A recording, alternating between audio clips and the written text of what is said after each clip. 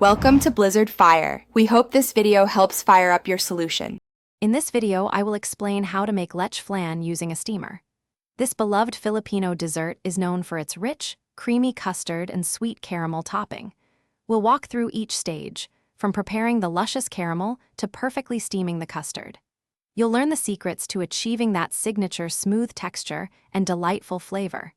Get ready to impress your friends and family with this timeless treat, made right in your own kitchen.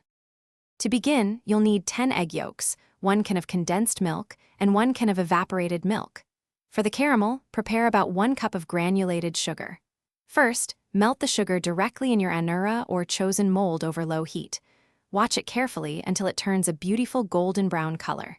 Once melted, gently swirl the caramel to evenly coat the bottom of your mold.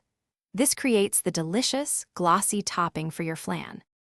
Next, in a separate bowl, gently whisk together the 10 egg yolks, 1 can of condensed milk, and 1 can of evaporated milk.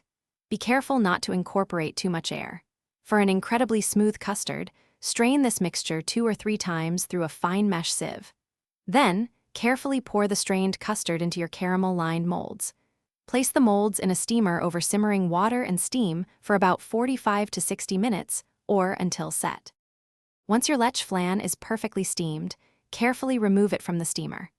Let it cool down completely to room temperature before placing it in the refrigerator.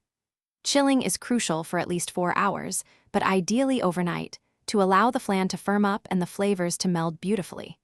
When ready to serve, run a thin knife around the edges of the mold, then invert it onto a serving plate to showcase that gorgeous, glistening caramel topping. Enjoy your homemade masterpiece. Thanks for watching. If you found this helpful, don't forget to like and subscribe.